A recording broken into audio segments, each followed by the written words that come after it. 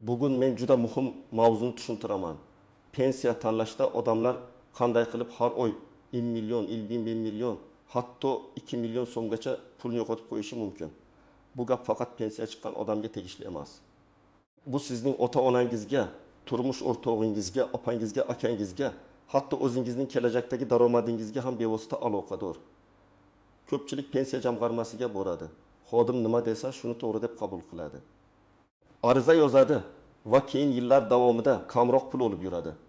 Eng xavflisi shundaki, odam o'zi tanlashi mumkin bo'lgan boshqa pensiya turi undan foydaliroq ekanini bilmaydi. Shuning uchun bu videoni oxirigacha ko'ring. Hozirning o'zida kanalga obuna bo'ling, like bosing. Chunki bunday ma'lumot bir kun kelib sizga yoki yaqinlaringizga real pul saqlab qoladi. Avvalo men oddiy tilda tushuntiraman. Pensiya masalasida eng katta xato shuki, odam pensiyani bitta narsa deb o'ylaydi. Go'yoki yosh yetdi, pensiya jamg'armasiga boriladi. Hisoblab berishadi, tamom. Aslida esa pensiya turlari bor. Staj hisoblanadi, ish haqi hisoblanadi, imtiyozlar bor, qo'shimcha ustamalar bor. Ariza sanasi muhim. Hujjatdagi bitta xato ham katta farq keltirib chiqarishi mumkin. Oldin ko'p ishlar qog'oz orqali yurardi. Mehnat daftarchasi asosiy hujjat edi. Qaysi tashkilotda ishlaganingiz, qaysi sanada ishga kirganingiz, qaysi sanada bo'shaganingiz, lavozimingiz, buyruq raqamingiz hammasi mehnat daftarchasida turardi. Agar yozuv noaniq bo'lsa, muhr o'qilmasa, arxiv yopilgan bo'lsa, odamning staji tan olinmay qolishi mumkin edi. Natijada pensiya kamayardi. Hozir esa elektron ma'lumotlar, soliq organlari bazasi, ish haqi bo'yicha ma'lumotlar, MyBog'Uz va boshqa tizimlar orqali tekshirish imkoniyati ko'paydi. Lekin bu hamma narsa avtomatik to'g'ri degani emas. Aksincha, eski yillardagi ish staji, ayniqsa 1990-yillar, 2000-yillarning boshidagi ish joylari bo'yicha muammolar ko'p uchraydi. Korxona tugatilgan, arxiv topshirilmagan, ish haqi bo'yicha ma'lumot yo'q. Mehnat daftarchasida noto'g'ri sana yozilgan bo'lishi mumkin. Yana bir muhim o'zgarish. Bugun odamlar pensiya haqida kech o'ylashmoqda, masalan. Erkak 6 yoshga yaqinlashganda yoki ayol 75 yoshga yaqinlashganda hujjat yig'ishni boshlaydi. Bu juda kech. Chunki ba'zi arxiv ma'lumotlarni topish uchun oylar ketadi. Ba'zi hujjatlarni sud orqali tiklashga to'g'ri keladi. Ba'zi hollarda esa odam bir necha oy pensiya olmay qoladi yoki kam miqdorda tayinlatib, keyin qayta hisoblatish uchun yuguradi. Asosiy masala shunda, pensiya tayinlashda siz qaysi pensiya turini tanlayotganingizni, qaysi davr ish haqingiz hisobga olinayotganini, staj to'liq olingan olinmaganini, imtiyozlaringiz bor yo'qligini aniq bilishingiz kerak. Bilmasangiz har oy pul yo'qotasiz. Bu bir oyga emas, ba'zan 5 yil, 10 yil, butun umrga ta'sir qiladi. Asosiy qism bir, nimalarni bilish kerak? Kim xavotir olish kerak? Kimga xavf kamroq birinchi navbatda pensiya turlarini ajratib olaylik. Odatda odamlar yoshga doir pensiya haqida o'ylaydi. Lekin bundan tashqari nogironlik pensiyasi, bo'g'uvchisini yo'qotganlik pensiyasi, ayrim toifadagi fuqarolar uchun imtiyozli pensiyalar, zararli yoki og'ir sharoitlarda ishlaganlar uchun alohida tartiblar bo'lishi mumkin. Har bir holatda hisob-kitob boshqacha bo'ladi. Eng katta xatolardan biri, odam bir vaqtning o'zida bir nechta pensiya turiga huquqli bo'lishi mumkin, lekin qaysi biri foydaliroq ekanini solishtirmaydi. Masalan, ayol yoshga doir pensiyaga chiqishi mumkin. Shu bilan birga marhum turmush o'rtog'i bo'yicha boquvchisini yo'qotganlik pensiyasiga ham talabgor bo'lishi mumkin. Bu yerda avtomatik ravishda bittasi eng yaxshi deb bo'lmaydi. Hisoblatish kerak. Qaysi biri ko'proq chiqadi, qaysi birida qo'shimcha to'lov bor, qaysi biri kelajakda indeksatsiyada foydaliroq bo'ladi. Bularni alohida tekshirish kerak. Keling, real hayotga yaqin misol qilaman. Faraz qilaylik, 16 yoshli ayol 27 yil ishlagan. O'rtacha ish haqi bo'yicha pensiyasi 1,8 million so'm chiqishi mumkin. Uning turmush o'rtog'i vafot etgan. U kishi uzoq yillar yuqori maosh olgan, staji yaxshi bo'lgan. Agar ayol bo'g'uvchisini yo'qotganlik pensiyasi bo'yicha murojaat qilsa, hisob-kitob 2,6 million so'm chiqishi mumkin. Farq taksi 100 ming so'm. Bu bir yilda 9,6 million so'm. 5 yilda deyarli 7 million so'm. Endi o'zingiz o'ylang, bitta noto'g'ri ariza qancha pulni olib ketadi? Yana bir misol. Erkak kishi 6 yoshga yetdi. 35 yil ishlagan. Lekin uning mehnat daftarchasida 8 yil zararli ishlab chiqarishda ishlagani bor. U bu ish joyi imtiyozli stajga kirishini bilmaydi. Oddiy tartibda pensiyaga hujjat topshiradi. Natijada unga pensiya tayinlanadi. Lekin ayrim ustamalar yoki imtiyozli hisobga olish imkoniyati tekshirilmay qoladi. Agar u avvaldan ish joyi ro'yxatini, mehnat sharoiti haqidagi ma'lumotnomani, arxivdan lavozim va buyruqlarni olib kelganida pensiyasi sezilarli yuqori chiqishi mumkin edi. Uchinchi misol, odam norasmiy ishlagan. Bugun 20 yil ishladim deydi, lekin rasmiy stajda 20 yil ko'rinadi. Nega? Chunki ayrim yillarda ish beruvchi soliq va ijtimoiy to'lovlarni to'lamagan, mehnat shartnomasi rasmiy bo'lmagan yoki hujjatlar bazaga tushmagan. Bunday odamlar eng ko'p xavotir olishi kerak. Chunki pensiya hisobida men ishlaganman degan gap emas. Hujjat va tasdiqlangan ma'lumot muhim. Siz haqiqatda ishlab oylik olgan bo'lishingiz mumkin, lekin hujjat bo'lmasa, buni isbotlash kerak bo'ladi. Kimlar ayniqsa ehtiyot bo'lish kerak? Birinchidan, yaqin 5 yil ichida pensiyaga chiqadiganlar. Ikkinchidan, ko'p ish joyini almashtirganlar. Uchinchidan, sobiq kolxoz, sovxoz, zavod, fabrika, qurilish tashkilotlarida ishlaganlar.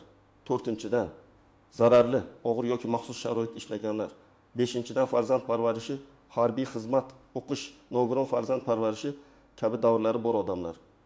Oltinchidan, turmush o'rtog'i vafot etgan va uning pensiya huquqi yuqori bo'lishi mumkin bo'lgan ayollar yoki erkaklar.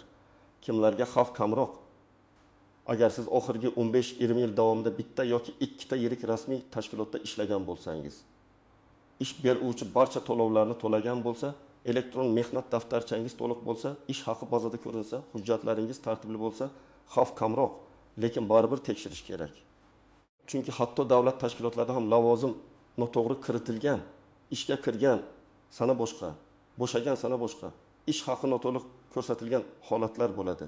Endi har oy 2 million yo'qotmaslik nimadan kelib chiqadi? Shuni aniqroq ochaman. Pensiya miqdori faqat stajga bog'liq emas, ish haqi ham muhim. Agar sizning eng yuqori daromadli yillaringiz hisobga olinmay qolsa, pensiya past chiqadi. Masalan, odam 1998-2005 yillarda yuqori lavozimda ishlagan, yaxshi maosh olgan. Keyin sog'lig'i yomonlashib, pastroq maoshli ishga o'tgan. Pensiya hisobida aynan qaysi davr olinishi muhim. Agar foydali davr tasdiqlanmasa, pensiya kam chiqadi. Yana bir holat. Mehnat stajiga ba'zi davrlar qo'shilishi mumkin. Lekin odam hujjat bermagani uchun qo'shilmaydi. Masalan, harbiy xizmat, bolani parvarish qilish davri, ayrim hollarda kunduzgi o'qish davri, nogironligi bo'lgan shaxsni parvarish qilish kabi masalalarda alohida qoidalar bo'ladi. Men bu yerda bitta umumiy qoidani aytaman. Har bir davrni avtomatik qo'shib yuborishadi deb o'ylamang. Siz hujjat bilan ko'rsatmasangiz, ko'p narsa e'tibordan chetda qolishi mumkin. Endi eng xavfli nozik joylarga o'tamiz. Birinchi nozik jihat ariza sanasi. Pensiya ko'pincha murojaat qilingan sana va huquq paydo bo'lgan sana bilan bog'liq tartibda tayinlanadi. Agar odam pensiya yoshiga yetib, lekin 6 oy yurib qolsa, keyin menga o'tgan oylar uchun ham beringlar desa, har doim ham kutgandek bo'lmasligi mumkin. Shuning uchun pensiya yoshiga yetishdan oldin hujjat tayyor bo'lishi kerak. Men odatda kamida 6 oy oldin tekshirishni boshlashni maslahat beraman. Ikkinchi nozik shart, pensiya turi tanlovi. Pensiya jamg'armasi sizga huquqingiz bor pensiyani tayinlaydi. Lekin siz o'zingiz ham savol berishingiz kerak. Menda boshqa pensiya turiga huquq bormi? Ikkita variant bo'lsa, qaysi biri ko'proq chiqadi? Iltimos, solishtirma hisob kitob qilib bering. Bu savolni bermagan odam kam pensiyani tanlab qo'yishi mumkin. Ayniqsa boquvchisini yo'qotganlik pensiyasi bilan yoshga doir pensiya o'rtasidagi farqni tekshirish zarur.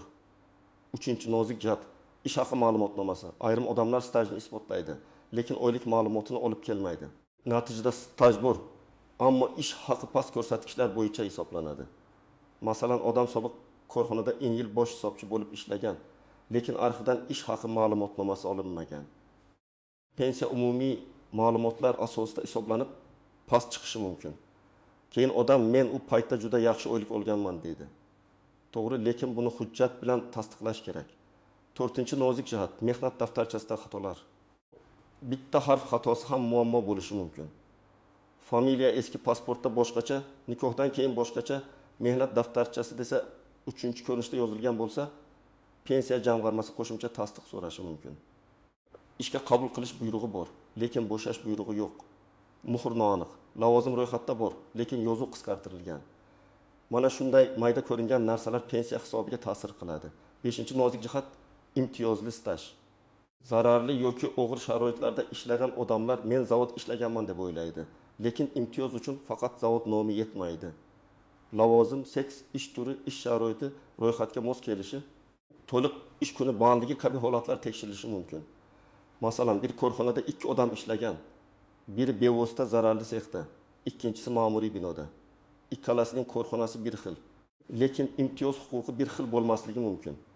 6-nozik jihat ishlayotgan pensionerlar. Ba'zi odamlar pensiyaga chiqqandan keyin ham ishlaydi.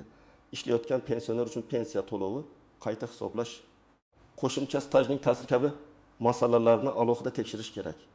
Odam ishlayapti, lekin keyingi yillar pensiyaga qanday ta'sir qilishini bilmaydi yoki ish beruvchi rasmiy ko'rsatmaydi. Natijada odam bugun ham huquqini yo'qotadi. Kelajakda ham foyda ko'rmaydi. 7-nozik jihat. Qo'shnimga shunday bo'lgan degan xato. Pensiya individual hisoblanadi.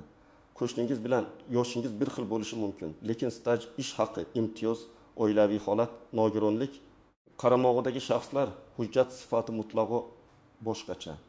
Shuning uchun u 3 million olyapti, men nega 2 million olyapman degan savolga faqat aniq hisob-kitob bilan javob beriladi.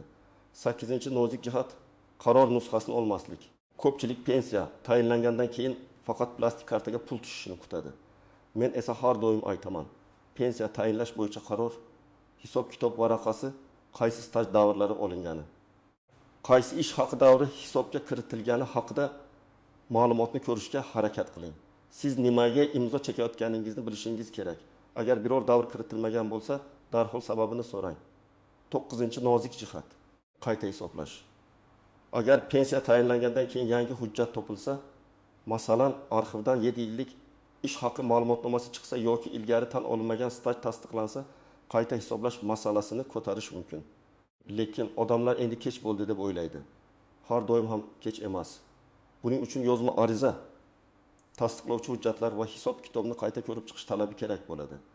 Birinchi qadam, mehnat tarixingizni yozib chiqing. Oddiy daftar oling yoki telefoningizda jadval oching. Qaysi yilda qayerda ishladingiz? Lavozimingiz nima edi? Ishga kirgan va chiqqan sanangiz, taxminiy oyligingiz, korxona hozir bormi yoki yopilganmi? Hammasini yozing. Ko'pchilik aynan shu joyda xato qiladi. Pensiya yoshiga kelganda qaysi yil edi? Esimda yo'q deb qoladi. Esingizda bor paytda tartibga soling. Ikkinchi qadam, elektron ma'lumotlarni tekshiring. MyBondaqbuz yagona interaktiv davlat xizmatlari portali yoki tegishli elektron xizmatlar orqali mehnat staji, ish haqi, ijtimoiy to'lovlar bo'yicha ma'lumotlar ko'rinishini tekshiring. Agar elektron tizimda yillar yetishmayotgan bo'lsa, bu signal. Keyin o'zi chiqib qoladi deb kutmang. 3-qadam, mehnat daftarchangizni tekshiring. Familiya, ism, otasining ismi pasport bilan mosmi? Tug'ilgan sana to'g'rimi? Har bir ish joyida ishga qabul va bo'shash yozuvi bormi? Buyruq raqamlari ko'rsatilganmi? Muhr bormi? Lavozim tushnali yozilganmi? Agar xato bo'lsa, avvalgi ish beruvchi yoki arxiv orqali tuzatish va tasdiq olish yo'lini izlang. 4-qadam, arxiv ma'lumotnomalarini oldindan yig'ing. Agar korxona yopilgan bo'lsa, uning hujjatlari qaysi arxivga topshirilganini aniqlang. Tuman yoki shahar arxiviga, idoraviy arxivga, korxona vorisiga murojaat qilish kerak bo'lishi mumkin. Arizada aniq yozing. Falon yildan falon yilgacha ishlaganim, lavozimim, ishga qabul va ishdan bo'shash buyruqlari, ish haqi miqdorlari haqida ma'lumotnoma berishingizni so'rayman. Ish haqi ma'lumotini alohida so'rang, faqat staj bilan cheklanib qolmang. 5-qadam, imtiyozli staj bo'lsa, alohida hujjat tayyorlang. Zararli yoki og'ir sharoitda ishlagan bo'lsangiz, lavozimingiz imtiyozli ro'yxatga mos kelishini tekshiring. Korxonada ish sharoiti, seks, kasb, to'liq ish kuni bandligi haqida ma'lumotnoma so'rang. Agar hujjat noaniq bo'lsa, pensiya jamg'armasi rad qilishi mumkin. Shuning uchun ma'lumotnomada umumiy gap emas, aniq lavozim va davrlar bo'lishi zarur. 6-qadam. Pensiya turini solishtiring. Pensiya jamg'armasiga borganingizda faqat menga pensiya tayinlab bering deman. Shunday deb yozma yoki og'zaki so'rang. Menda yoshga doir pensiya. Boquvchisini yo'qotganlik pensiyasi yoki boshqa pensiya turiga huquq bo'lishi mumkin. Iltimos, mavjud variantlar bo'yicha hisob-kitobni tushuntirib bering. Agar turmush o'rtog'ingiz vafot etgan bo'lsa, uning o'lim guvohnomasi, nikoh guvohnomasi, uning staji va pensiyasi haqidagi ma'lumotlar kerak bo'lishi mumkin. 7-qadam, hujjatlar ro'yxatini tayyorlang. Odatda pasport yoki ID karta, mehnat daftarchasi, diplom yoki o'qish davriga oid hujjatlar.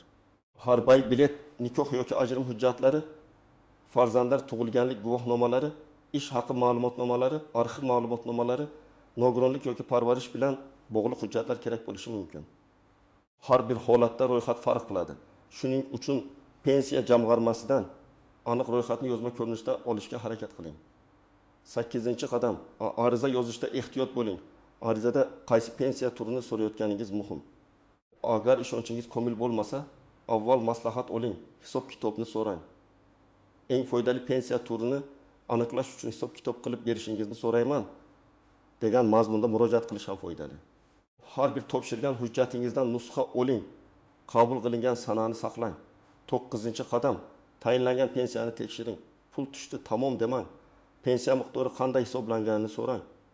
Necha yil staj olingan? Qaysi ish haqi davri olingan? Qaysi davrlar rad etilgan?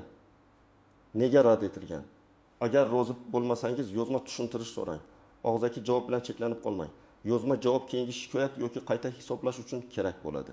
10-qadam. Agar xato topsangiz jim turmang. Avval pensiya jamg'armasining tuman yoki shahar bo'limiga yozma ariza bering. Natija bo'lmasa, yuqori turuvchi organga murojaat qiling. Zarur bo'lsa, yuristdan maslahat oling. Ayrim hollarda sud orqali stajni tasdiqlash yoki hujjatdagi xatoni tuzatish mumkin. Men odamlar ko'pincha aynan shu joyda taslim bo'lishni ko'raman. Bir marta rad qilishdi, demak bo'lmaydi deyshadi.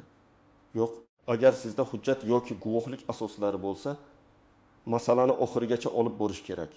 Yana bitta muhim maslahat, pensiyaga chiqadigan ota-onangiz bo'lsa, ularni yolg'iz yubormang. Katta yoshdagi odam xodim aytgan gapni tushunmasligi, savol berishga tortinishi, hujjatdagi farqni sezmasligi mumkin. Birga boring, yozib oling, hujjatlarni tartiblang. Ba'zan farzandning e'tibori ota-onasiga har oy qo'shimcha 500 ming, 1 million, hatto 2 million so'm olib kelishi mumkin. Bugungi asosiy fikr shuki, pensiya bu shunchaki yoshga yetganda beriladigan avtomatik to'lov emas. Bu hujjat, staj, ish haqi, pensiya turi, imtiyoz va ariza sanasidan iborat katta hisob-kitob. Agar siz bularni tekshirmasangiz, yillar davomida kam pensiya olib yurishingiz mumkin. Agar oldindan tayyorlansangiz, foydali pensiya turini tanlasangiz, hujjatlarni to'liq yig'sangiz, katta pulni saqlab qolasiz. Men sizdan so'rayman, oilangizda pensiya hujjatlari tekshirilganmi? Ota-onangiz yoki yaqinlaringiz pensiya tayinlashda qaysi muammoga duch kelgan? Kommentariyada yozib qoldiring. Men keyingi videolarda eng ko'p uchraydigan savollarga alohida javob beraman. Video foydali bo'lgan bo'lsa, like bosing, kanalga obuna bo'ling va bu videoni pensiyaga yaqinlashayotgan qarindoshlaringizga yuboring. Chunki bugun yuborgan bitta videongiz kimningdir har oy millionlab so'm yo'qotishining oldini olishi mumkin.